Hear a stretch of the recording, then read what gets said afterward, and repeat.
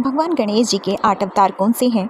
मुग्दल पुराण के अनुसार गणेश जी के 8 अवतार ये हैं: वक्रतुंड, एकदंत, महोदर, गजानन, लंबोदर, विकट, विघ्नराज और धूम्रवर्ण। ये अवतार मनुष्य के विभिन्न अवगुणों जैसे मद, मोह, लोभ, मत्सर आदि का नाश करने के लिए गए थे। गणेश जी के 8 अवतार जैसे वक्रतुंड, इस अवतार में उन्होंने मत्स्यासुर नामक राक्षस का संहार किया था जो दूसरों के सुख से जलता था।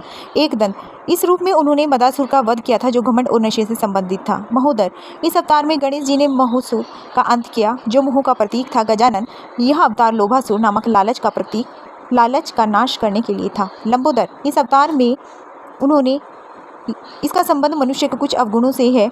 विकट, उन्होंने इस अवतार के काम नामक दुर्गण का अंत किया था। विघ्नराज, इस अवतार में उन्होंने बाधाओं के राजा के रूप में कार्य किया। धूम्रवर्ण, इस धूम्र के इस अवतार का सबसे पहले गणेश जी पूजन क्यों जरूरी है, आइए जानते हैं।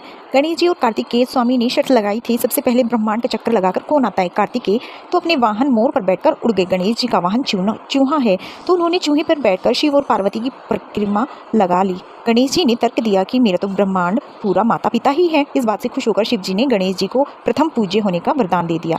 जल तत्व के स्वामी है गणेश। पानी, हवा, पृथ्वी, अग्नि और आकाश, इन पांचों तत्व से शरीर और पूरी प्रकृति बनी है। हमारे शरीर में 70% पानी ही है। पेड़ पौधे, पूरा वातावरण पानी पर ही निर्भर है। पंच तत्वों में जल के स्वामी श्री गणेश जी हैं, यानी गणेश जी का महत्व सबसे ज़्यादा है। इस वजह से गणेश जी को प्रथम पूज्य माना जाता है। हर हर महादेव। हर हर महादेव। एक बुढ़िया थी, वह बहुत ही गरीब और अंधी थी। उसके एक बेटा और बहू थे। वह बुढ़िया सदैव गणेश जी की पूजा किया करती थी। एक दिन गणेश जी प्रकट होकर उस बुढ़िया से बोले, बुढ़िया माँ, तू चाहे जो मांगना है सो मांग ले। बुढ़िया बोली, मुझे तो मांगना नहीं आता, कैसे मांग लूँ।